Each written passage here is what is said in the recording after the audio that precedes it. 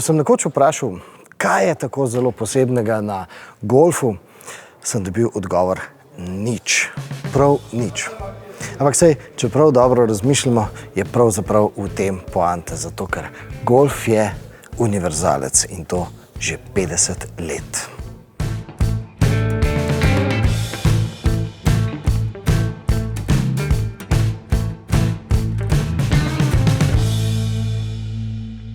In tudi, ko me vprašajo, kaj naj izberejo, pa mi povejo, da razmišljajo o golfu, si jaz včasih potem mislim, pa saj obstaja še kaj drugega na trgu, mogoče še kaj drugega, kar bolj ustreza. Ampak potem nekako skupaj seštejemo tiste pluse pa minuse in na koncu se pogosto izkaže, da pravzaprav golf izredno dobro opravlja svojo nalogo, svojo vlogo. In še posebej pa to velja, ko gre za golfa GTI, zato ker ta univerzalec ne samo, da zelo dobro opravlja svojo vlogo, ampak daje še tisto posebno začimbo, se pravi ne samo vsakdanjo uporabnost, ampak tudi zabavo. Gledate posnetke zbirke golfa Volkswagenovega internega arhivarja, oddelka Classic. To so golfi, ki imajo posebno mesto, golfi, ki jih večinoma sploh ni bilo možno kupiti. Ampak preden se posvetimo tej GTI ekskluzivi, se spomnimo tistega primerka, ki je vse skupaj začel. Very small engine, 1.6, 110 horsepower and that's enough to have a sporty car. Volkswagenovce sem malo prej zbodel in sem rekel, pa se vse lepo in prav, ampak vi teh avtomobilov, vi teh vaših vročih GTI-jev nimate kje preizkusiti. Ampak so rekli, Miha, tukaj imaš ključe prvega GTI-ja, 20 km stran od Osnabrücka je prizorišče gorsko-hitrostne dirke Osnabrück in tam mi redno priganjamo te stare GTI-je.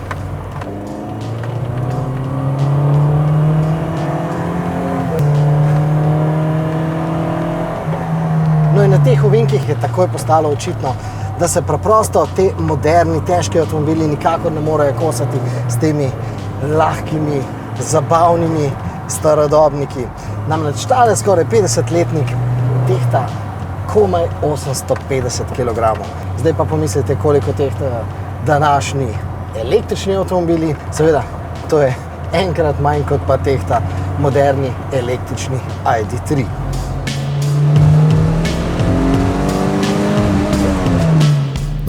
Predlagam, da zdaj malce umirimo adrenalin in gremo nazaj na razstavo.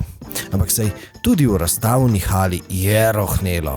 V prenesenem pomenu, pa tudi s ta pravimi decibeli.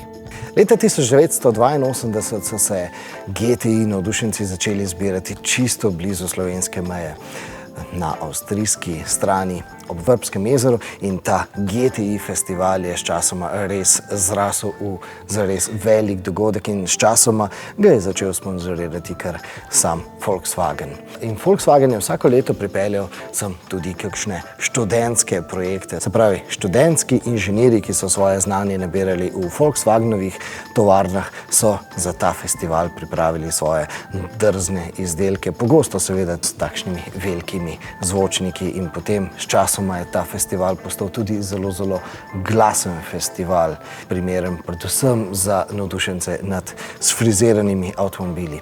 Avstrijci so se sčasoma začeli tudi pritoževati in po novem je Volkswagen ta festival zdaj pripeljal v Wolfsburg. Ampak, ko sem že omenil glasnost, zdaj pokažem vam golfa za GTI festival ob Vrbskem jezeru, ki je še posebej glasen.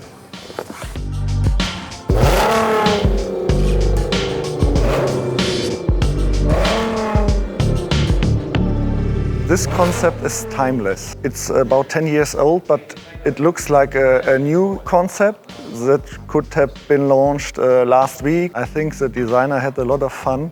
It's a car of the video game, and so they made it in real. The sound is incredible.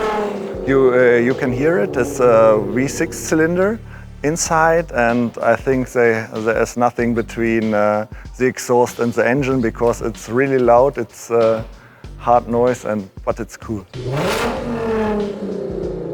Ta avtomobil pa so sem na razstavo v mesto Osnabrück pripeljali direktno iz Nürburgringa. Gre namreč za zmagovalni avtomobil v svojem razredu na minuli 24-urni dirki v Nürburgringu, se pravi na zelenem peklu. In eden od dirkačev je bil tudi Benjamin Leuchter. Njega smo že gostili v naši oddaji, pa predlagam, da zavrtim eden arhivski posnetek o tem, kako zelo uporaben je ESC program v tem avtomobilu. Do you know a funny story behind when we did the testing with this car? My ever fastest lap on our handling track Era-Lessin was with ESC Sport. First time with ESC Sport, fastest lap time on track. And the electronic is so sensitive to the wheels that it always touch the limits of what amount the grip is there. So you can floor and the electronic will search for the maximum amount of grip and will deliver. And you as a driver can be never so precise than the electronic. This is a Golf Mark II Pikes Peak from 1987. In this time, Audi, BMW, Porsche, all just competed at the Pikes Peak, and Volkswagen said, okay, we also are a sporty company, we have sporty cars, and that's why they built this car. From the outside, it's a Golf.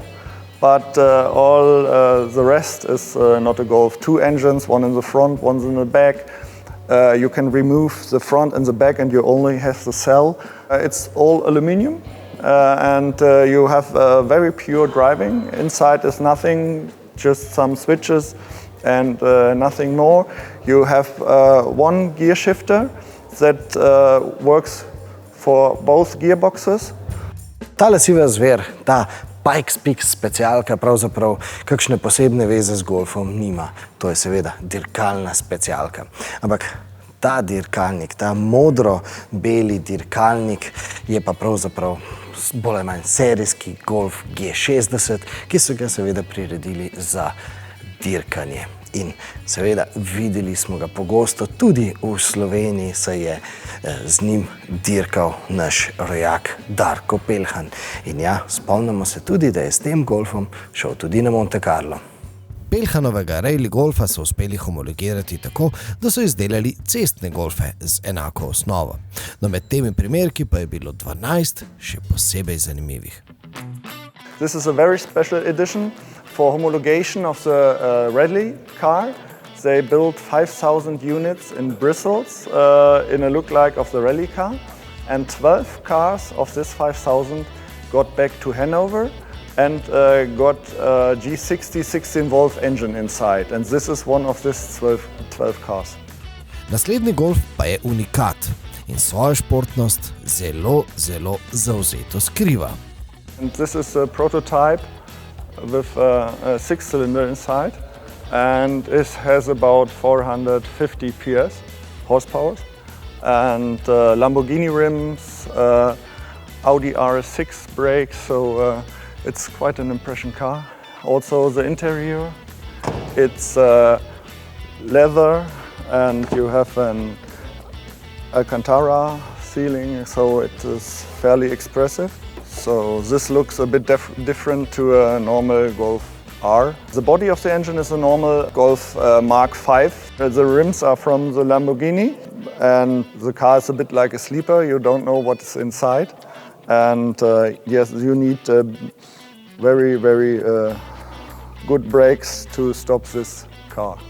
You can see the dashboard has also leather, and it looks a bit like a Phaeton.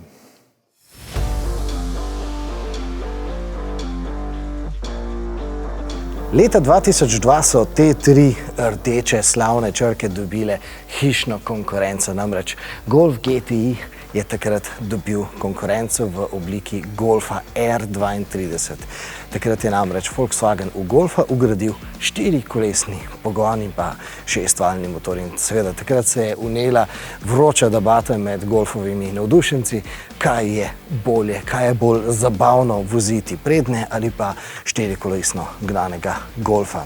No, ta debata je še danes zelo aktualna, ampak kako je voziti hitro, dinamično po dirkališču prednje gnanega golfa ali pa štirikolesno gnanega golfa. No, to nam je pa iz prve roke razložil tovarniški testni dirkač Manuel Carrera in predlagam, da je to vaš naslednji klik.